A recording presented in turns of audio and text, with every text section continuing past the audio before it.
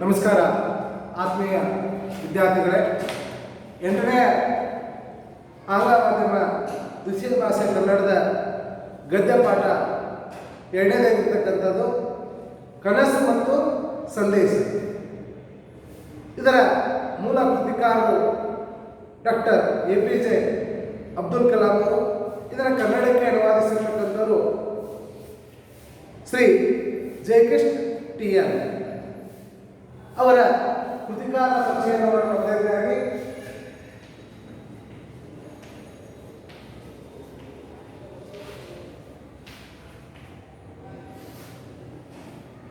ಮೂಲ ಕೃತಿಕಾರನಾಗಿರ್ತಕ್ಕಂಥ APJ ಅಬ್ದುಲ್ ಕಲಾಂ ಅವರು ತಮಿಳುನಾಡಿನ ರಾಮೇಶ್ವರದಲ್ಲಿ ಜನಿಸ್ತಾರೆ. Doctor APJ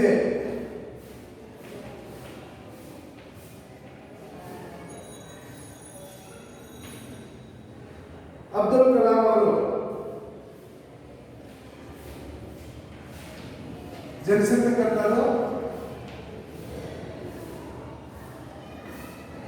Rameshwara.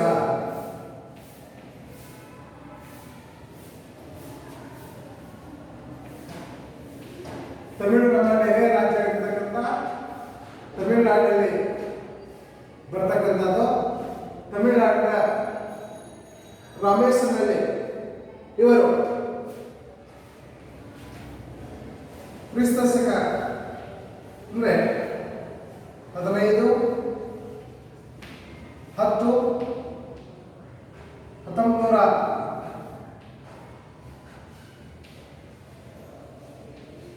1931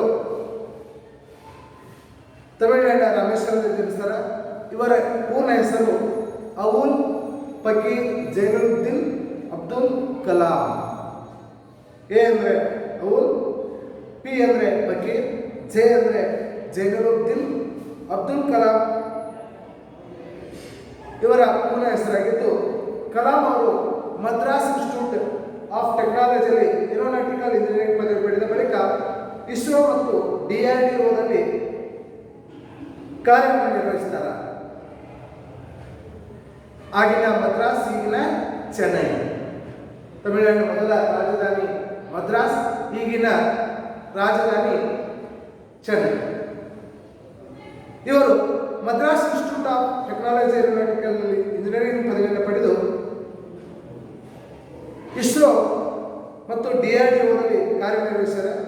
ಇವರು ಭಾರತದ 11ನೇ ರಾಷ್ಟ್ರಪತಿಯಾಗಿ 27ನೇ ಜುಲೈ 2007ರಂದು ಆಯ್ಕೆಯಾಗ್ತಾರೆ.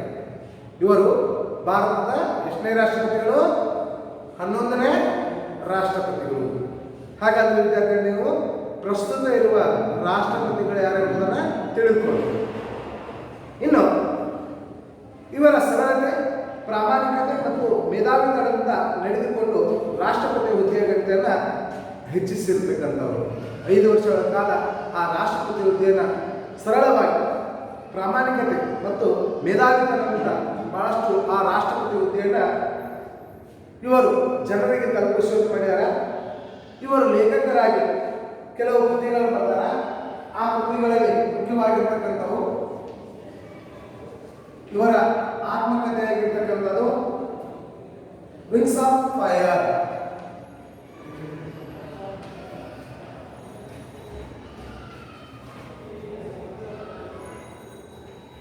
ಇವರ ಆತ್ಮಕಥೆ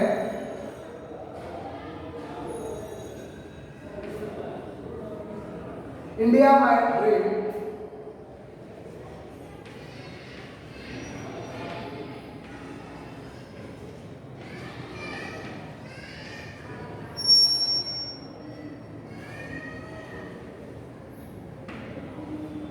India 2020.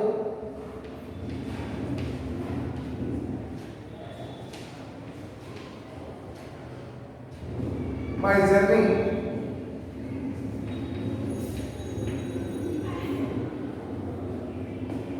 Target 3 billion.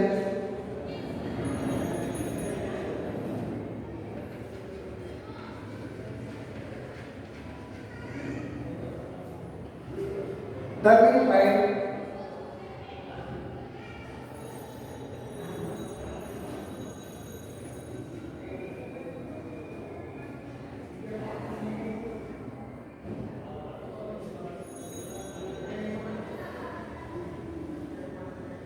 ignited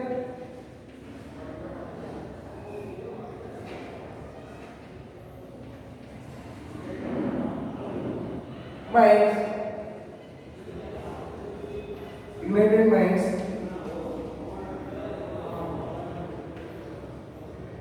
the life tree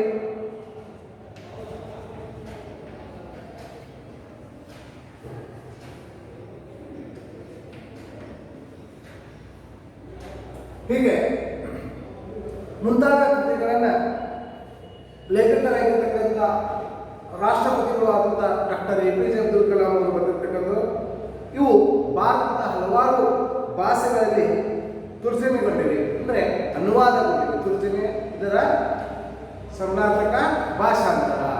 ಅನುವಾದವನ್ನು ಕೂಡ ಕೊಂಡು ಕಲಾಂ ಅವರ ಸೇವೆಗೆ ಪದ್ಮಭೂಷಣ, ಪದ್ಮವಿಭೂಷಣ ಹಾಗೂ ದೇಶದ ಅತ್ಯುನ್ನತ ಭಾರತ ರತ್ನ ಪ್ರಶಸ್ತಿಯನ್ನು ಕೂಡ ನೀಡಿ ಗೌರವಿಸಲಾಗಿದೆ. ಇವರಿಗೆ ಸುಮಾರು 30 ವಿಶ್ವವಿದ್ಯಾಲಯಗಳು ಕಲಾಂ ಅವರಿಗೆ ಗೌರವ ಡಾಕ್ಟರೇಟ್ ಕೊಟ್ಟಿವೆ. ವಿಶ್ವವಿದ್ಯಾಲಯಗಳನ್ನು ನೀಡತಕ್ಕಂಥ ಗೌರವ ಡಾಕ್ಟರೇಟ್ ಪದವಿ 30 ವಿಶ್ವವಿದ್ಯಾಲಯಗಳಿಗೆ ನೀಡುವ ದಿನಾಂಕ 27 ಜುಲೈ 2015 ಉಪನ್ಯಾಸ ನೀಡಿದ ವಿದ್ಯಾರ್ಥಿಗಳಿಗೆ ಉಪನ್ಯಾಸ ನೀಡುತ್ತಿದ್ದಂಥ ಸಂದರ್ಭದಲ್ಲೇ ಇವರು ಹೃದಯಾಘಾತದಿಂದ ಅಸುನೀಗಿದರು. ಇವರು ಇದು ಜನನ ಆದರೆ ಮರಣವನ್ನು ಎಷ್ಟರಲ್ಲಿ ಅಂದರೆ 27/7/2015 ಇವರು ಮರಣವನ್ನು ಹೊಂದಿರತಕ್ಕಂಥವರು. ಡಾಕ್ಟರ್ ಅಬ್ದುಲ್ ಕಲಾಂ ಅವರು ಉಪನ್ಯಾಸ ನೀಡುವಂಥ ಸಂದರ್ಭ, ವಿದ್ಯಾರ್ಥಿಗಳಿಗೆ ಸಂವಾದವನ್ನು ನೀಡತಕ್ಕಂಥ ಸಂದರ್ಭದೊಳಗೆ ಇವರು ಅಸುನೀಗಿದರು. ಈ ಪ್ರಸ್ತುತ ಗದ್ಯ ಭಾಗವನ್ನು APJ ಅಬ್ದುಲ್ ಕಲಾಂ ಅವರ ಪ್ರಜ್ವಲಿತ ದೀಪಗಳು ಪುಸ್ತಕದಿಂದ ಆಯ್ದುಕೊಳ್ಳಲಾಗಿದೆ. ಈ ಪುಸ್ತಕವನ್ನು ಜಯಕೃಷ್ಣ TL, ಶ್ರೀ ಜಯಕೃಷ್ಣ TL ಅವರು ಕನ್ನಡಕ್ಕೆ ಅನುವಾದಿಸಿದರು. ಹಾಗಾದರೆ ಶ್ರೀ ಜಯಕೃಷ್ಣ TL ಅವರ ಕೆಲವು ಕೃತಿಗಳು ಕನ್ನಡಕ್ಕೆ ಅನುವಾದಿಸಿರ್ತಕ್ಕಂಥ ತುರ್ಜಮೆಗೊಂಡಿರ್ತಕ್ಕಂಥ ಕೃತಿಗಳು ಹಾಗೂ ಶ್ರೀ ಜಯಕೃಷ್ಣ TL ಇವರ ಕೃತಿಗಳು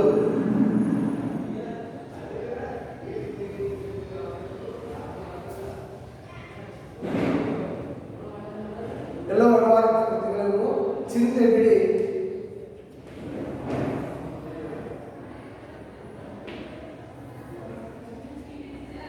ಹೊಸ ಬದುಕು ಆರಂಭಿಸಿ.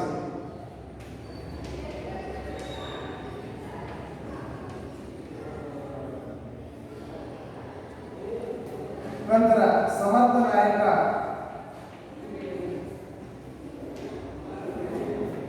ನೀವು ಆಗಬಲ್ಲಿರಿ, ನೀವು ಆಗಬಲ್ಲಿರಿ.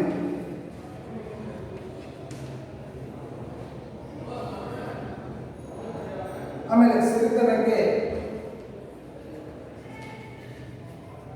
13 ಹೆಜ್ಜೆ, 13 ಹೆಜ್ಜೆ. ಇವನ್ನೆಲ್ಲ ಬೇರೆ ಭಾಷೆಯಿಂದ ಕನ್ನಡಕ್ಕೆ ಅನುವಾದಿಸಿರ್ತಕ್ಕಂಥವು. ಹಾಗಾಗಿ ಇವರು ಅನುವಾದಕರಂತಲೇ ಹೇಳ್ತೀವಿ. ಇಲ್ಲಿ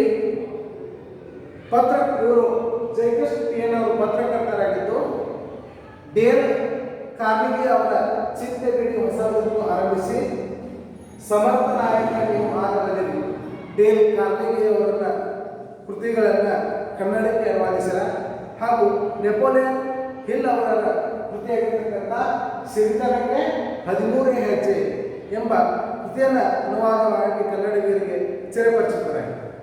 ಹಾಗಾದರೆ ಈ ಪಾಠದಲ್ಲಿ ಬರ್ತಕ್ಕಂಥ 4 ಟಿಪ್ಪಣಿಗಳದಾವ. ಟಿಪ್ಪಣಿಗಳಲ್ಲಿ ಮೊದಲನೇದಾಗಿರ್ತಕ್ಕಂಥದ್ದು ಅಶೋಕ ಚಕ್ರವರ್ತಿ.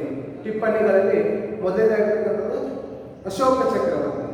ಕ್ರಿಸ್ತಪೂರ್ವ 304ರಿಂದ ಕ್ರಿಸ್ತಪೂರ್ವ 732. ಇವರು ಪ್ರಾಚೀನ ಭಾರತವನ್ನು ಆಳಿದ ಮೌರ್ಯ ಸಾಮ್ರಾಜ್ಯದ ಚಕ್ರವರ್ತಿ.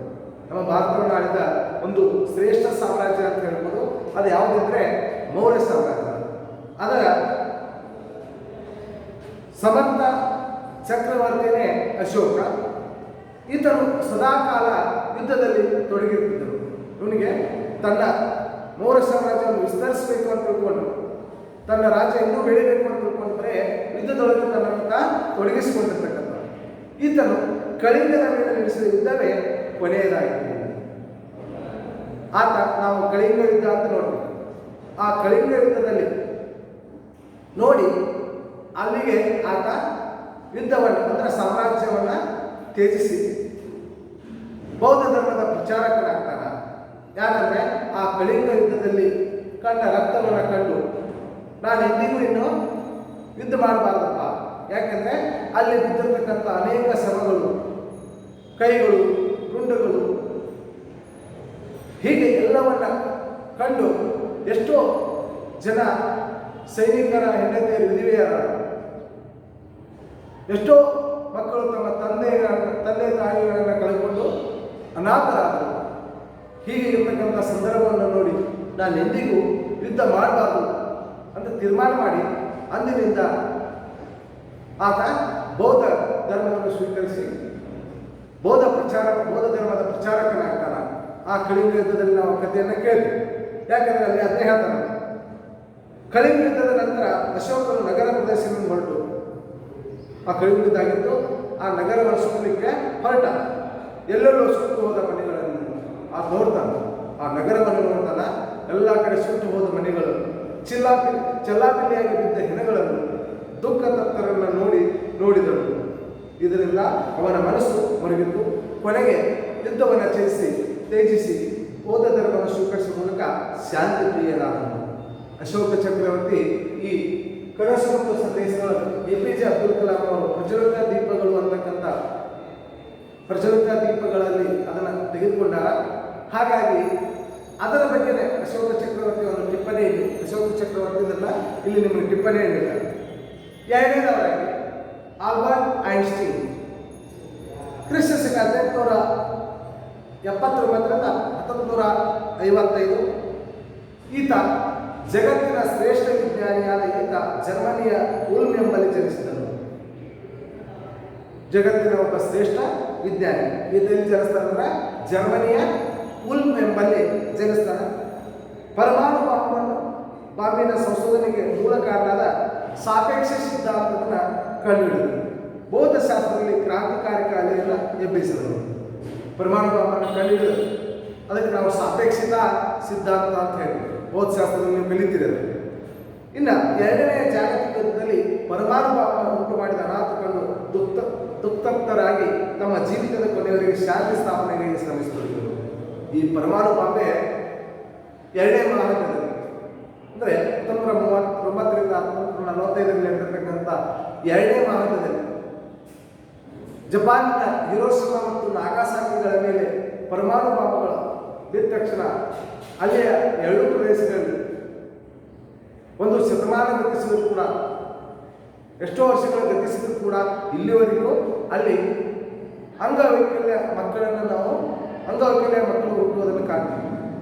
ಇದರಿಂದ ಆಲ್ಮೋಸ್ಟ್ ಐನ್ಸ್ಟೀನ್ ಕೂಡ ನಾನು ಕಂಡುಹಿಡಿದಿರ್ತಕ್ಕಂಥ ಪರಮಾಣು ಬಾಂಬಿನ ಒಂದು ಸಂಶೋಧನೆ ಮಾಡಿ, ಆದರೆ ಇದು ಎರಡನೇ ಜಗತ್ತಿನ ಮಹಾಯುದ್ಧದಲ್ಲಿ ಸೆಕೆಂಡ್ ವರ್ಲ್ಡ್ ವಾರ್ ಅದನ್ನು ಉಪಯೋಗಿಸಿಕೊಂಡ ಎಷ್ಟು ಹಾನಿ ಆಯಿತಲ್ಲ ಅಂತೇಳಿ ದುಃಖತನಾಗಿ ಅವರು ಕೂಡ ತಮ್ಮ ಜೀವಿತ ಇರುವವರೆಗೂ ಕೊನೆಯವರೆಗೂ ಶಾಂತಿ ಸ್ಥಾಪನೆಗೆ ಶ್ರಮಿಸತೊಡಗಿದರು. ಇನ್ನು ಇದರಲ್ಲಿ ಮೂರನೇದವರಾಗಿರ್ತಕ್ಕಂಥದ್ದು ಈ ಪಾಠದಲ್ಲಿ ಬರ್ತಕ್ಕಂಥ ಮೂರನೇ ವ್ಯಕ್ತಿ ಅಬ್ರಹಾಂ ಲಿಂಕನ್. ಕ್ರಿಸ್ತಶಕ 1809ರಿಂದ 1865ರವರೆಗೆ ಅಮೆರಿಕದಲ್ಲಿ ಶಾಪವಾಗಿದ್ದ ಗುಲಾಮಗಿರಿಯನ್ನು ವರ್ಣಭೇದ ನೀತಿಯನ್ನು ತೊಲಗಿಸಲು ಹೋರಾಡಿದ ಧೀರೋದತ್ತ ನಾಯಕ.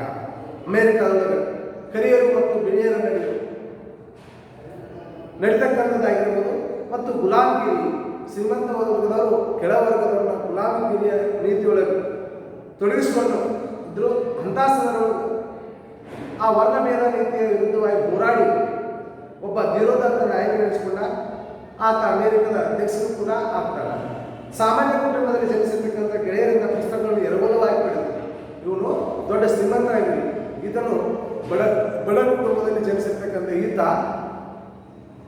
ತನ್ನ ಸ್ನೇಹಿತರ ಪುಸ್ತಕಗಳನ್ನು ಸಾಲವಾಗಿ ಪಡೆದು, ಎರವಲು ಅಂದ್ರೇನು ಮತ್ತು ಓದಿ ಅವ್ರಿಗೆ ಕೊಡೋದು, ಎರವಲವಾಗಿ ಪಡೆದು ಬೀದಿ ದೀಪದ ಬೆಳಕಿನಲ್ಲಿ ಓದಿದರು. ಅವ್ರ ಮನೆಯೊಳಗಷ್ಟು ದೀಪದ ವ್ಯವಸ್ಥೆ ಇರಲಿಲ್ಲ, ಹಾಗಾಗಿ ಬೀದಿ ದೀಪದಲ್ಲಿ ಕೂತ ಓದಿದರು. ಇವರು ಅಮೇರಿಕನ್ ರಿಪಬ್ಲಿಕ್ನ ಚಳವಳಿಯಲ್ಲಿ ಧುಮುಕಿ ಅಮೇರಿಕದ ಅಧ್ಯಕ್ಷರಾಗಿ ನೋಡಿ. ಈಗಲೂ ಕೂಡ ಮೊನ್ನೆ ಇತ್ತೀಚೆಗೆ ಈ ತಿಂಗಳೊಳಗೆ ಅಮೇರಿಕದೊಳಗೆ ಇಲೆಕ್ಷನ್ ಆಯಿತು. ಬೆಡನ್ ಅಂತಕ್ಕಂಥ ಅವರು ಟ್ರಂಪ್ನನ್ನು ಸೋಲಿಸಿ ಅಧ್ಯಕ್ಷತೆಯನ್ನು ತೆಗೆದುಕೊಂಡಿರ್ತಕ್ಕಂಥದ್ದು. ಹಾಗಾಗಿ ಗುಲಾಮಗಿರಿಯನ್ನು ಕಿತ್ತೊಗೆದು ಇವರನ್ನು ಹತ್ಯೆ ಮಾಡಲಾಯಿತು. ಯಾರನ್ನ? ಅಬ್ರಹಾಂ ಲಿಂಕನ್ರನ್ನ ಇಲ್ಲಿ ಹತ್ಯೆ ಮಾಡಲಾಯಿತು. ಅದು ಅವರು ಕೂಡ ಈ ಪಾಠದಲ್ಲಿ ಬಂದಿರತಕ್ಕಂಥದ್ದು. ಇನ್ನು 4ನೇ ಟಿಪ್ಪಣಿ ಯಾವುದಂದ್ರೆ ಖಲೀಫ್ ಉಮರ್ ಪೈಗಂಬರ್ ಬಳಿಕ ನೇಮಕೊಂಡ ಅರಬ್ಬರ ಆಧ್ಯಾತ್ಮಿಕ ಮತ್ತು ರಾಜಕೀಯ ನಾಯಕ. ಖಲೀಫ್ ಉಮರ್ ಅಂತಕ್ಕಂಥವ ಪೈಗಂಬರ ಬಳಿಕ ನೇಮಕೊಂಡ ಅರಬ್ಬರ ಗುರು, ಆಧ್ಯಾತ್ಮಿಕ ಮತ್ತು ರಾಜಕೀಯ ನಾಯಕ. ಇದನ್ನು ಖಲೀಫ್ ಎಂದು ಕರೆಯಲಾಗುತ್ತದೆ. ಇದನ್ನು ಅವರೇನಂತ ಗುರುವನ್ನ ಖಲೀಫ್ ಅಂತೇಳಿ ಕರೀತಾರ. ಹೀಗಾಗಿ ಈ ಪಾಠದಲ್ಲಿ ನಾವು ಕನಸು ಮತ್ತು ಸಂದೇಶವನ್ನು ಮೂಲ ಕೃತಿಕಾರರಾಗಿರ್ತಕ್ಕಂಥ APJ ಅಬ್ದುಲ್ ಕಲಾಂ ಅವರು, ಅದರ ಪ್ರಚಲಿತ ದೀಪಗಳನ್ನು ಕನ್ನಡಕ್ಕೆ ಅನುವಾದಿಸಿರ್ತಕ್ಕಂಥ ಶ್ರೀ ಜೈಕೇಶ್ TN ಅವರು ಪಾಠ ಪ್ರವೇಶದಲ್ಲಿ ಹೇಳ್ತಾರೆ. ಉತ್ತಮ ಬಾಳ್ವೆ ನಡೆಸುವ ಕನಸು ಹಾಗೂ ಅದನ್ನು ಸಾಕಾರಗೊಳಿಸುವ ಅಂತಃಶಕ್ತಿ ಸಾಮರ್ಥ್ಯ ಎಲ್ಲರಲ್ಲೂ ಇರುತ್ತದೆ. ನಮ್ಮ ಮನಸ್ಸು ಜಾಗೃತಾವಸ್ಥೆ ಹಾಗೂ ನಿದ್ರಾವಸ್ಥೆಯಲ್ಲೂ ಒಳ್ಳೆಯ ಕೆಲಸಗಳಿಗೆ ತುಡಿಯುತ್ತಿರುತ್ತದೆ. ಭಾರತೀಯರಲ್ಲಿ ಪ್ರತಿಭೆ, ಮೇಧಾಶಕ್ತಿ, ಸಂಪನ್ಮೂಲಗಳಿವೆ. ಆದರೂ ಭಾರತಕ್ಕೆ ಇನ್ನೂ ಅಭಿವೃದ್ಧಿ ಸಾಧಿಸಿಲ್ಲ. ನಾವು ಎಲ್ಲಿ ತಪ್ಪಿದ್ದೇವೆ? ನಮ್ಮಲ್ಲಿರುವ ಕೊರತೆಗಳಿವೆ. ಇವು ಎಲ್ಲರನ್ನೂ ಕಾಡುತ್ತಿರುವ ಪ್ರಶ್ನೆಗಳು. ನೋಡಿ ಹೇಳ್ತಾರೆ ಪಾಠ ಪ್ರವೇಶದಾಗ ಎಲ್ಲರಿಗೂ ಉತ್ತಮ ಜೀವನವನ್ನು ನಡೆಸಬೇಕು ಅಂತಕ್ಕಂಥ ಕನಸಿರ್ತದೆ. ಅದನ್ನು ಸಾಕಾರಗೊಳಿಸುವಂಥ ಅಂತಃಶಕ್ತಿಯೂ ಕೂಡ ನಮ್ಮಲ್ಲಿರ್ತದೆ.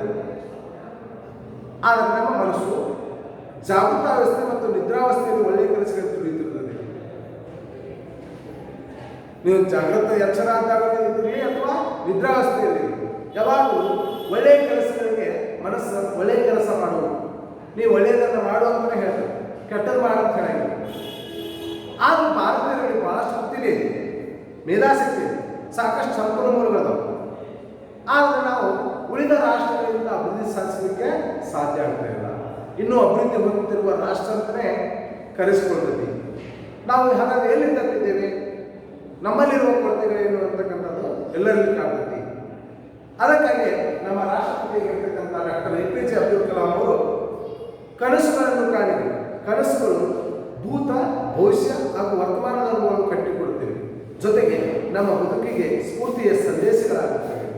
ಅವರೆಲ್ಲರಿಗೂ ಮಾತ್ರ ಕನಸುಗಳನ್ನು ಕಾಣಬೇಕು. ವಿದ್ಯಾರ್ಥಿಗಳಿಗೆ ಸಂವಾದ ಮಾಡುವಾಗ ಎಲ್ಲರಿಗೂ ಮಕ್ಕಳಿಗೆ ಏನು ಹೇಳ್ತಿದ್ರಂತ ಕನಸು ಕಾಣ್ತೀವಿ. ಆ ಕನಸುಗಳು ಹಿಂದಿನ, ಇವತ್ತಿನ, ನಾಳೆಯ ವಿಚಾರಗಳನ್ನು ನಮಗೆ ಮಾಡ್ತಾವ, ಅನುಭವಗಳನ್ನು ಕಟ್ಟಿಕೊಡ್ತವೆ. ಜೊತೆಗೆ ನಮ್ಮ ಬದುಕಿಗೆ ಸ್ಫೂರ್ತಿಯ ಸಂದೇಶಗಳಾಗ್ತವ ಎಂದಿದ್ದಾರೆ. ಕಲಾಂ ಅವರು ಕಂಡ ಕನಸುಗಳಲ್ಲಿ ಭಾರತದ ಭವಿಷ್ಯವಿದೆ. ಅವರು ಕೂಡ ಕನಸು ಕಾಣ್ತಿದ್ರು. ಅದಕ್ಕೆ ಕನಸು ಕಾಣಿದೆ ಅಂದರೆ ಹೇಳ್ತಿದ್ರು. ಅವರ ಕನಸಿನಲ್ಲಿ ಭಾರತದ ಭವಿಷ್ಯವಿದೆ, ಮನುಕುಲದ ಪ್ರೀತಿ ಇದೆ. ಈ ಮನುಷ್ಯರನ್ನು ಪ್ರೀತಿಸುವಂಥ, ಈ ಮಾನವ ಜನಾಂಗವನ್ನು ಪ್ರೀತಿಸುವಂಥ ಪ್ರೀತಿ ಇದೆ. ಮಾನವ ಕುಲವನ್ನು ಕಟ್ಟಬೇಕಾಗಿರೋದು ಪ್ರೀತಿಯ ನೆಲೆಗಟ್ಟಿನ ಮೇಲೆ. ಈ ಮಾನವ ಜನಾಂಗವನ್ನು ಕಟ್ಟಬೇಕಾಗಿದ್ದ ಅದರ ಮೇಲೆ ಪ್ರೀತಿ ಅಂತಕ್ಕಂಥ ಹೋಗಿದೆ. ಆ ಪ್ರೀತಿಯ ಮೂಲಕ ನಾವು ನೆಲೆ ಕಟ್ಟಬೇಕಾಗಿದೆ. ಶಾಂತಿ, ನೆಮ್ಮದಿಯ ಸಾಮ್ರಾಜ್ಯ ನಿರ್ಮಾಣವೇ ನಿಜವಾದ ಗೆಲುವು. ಅವ್ರು ಹೇಳ್ತಕ್ಕಂಥ ಒಂದು ಮಾತು ಯಾವಾಗಲೂ ಶಾಂತಿ, ನಿಮ್ಮ ನೆಮ್ಮದಿಯ ಸಾಮ್ರಾಜ್ಯದ ನಿರ್ಮಾಣದ ನಿಜವಾದ ಗೆಲುವು ಎನ್ನುವ ದಿವ್ಯ ಸಂದೇಶವನ್ನು ಕಲಾಂ ಅವರು ನೀಡಿದ್ದಾರೆ. ಹಾಗಾದರೆ ಈ ಪಾಠದಲ್ಲಿ ನಾವು ವಿದ್ಯಾರ್ಥಿಗಳೇ ಅದರ ಬಗ್ಗೆ ಮುಂದಿನ ಅವಧಿಯೊಳಗೆ ನೋಡಿಕೊಳ್ಳೋಣ. ಧನ್ಯವಾದ.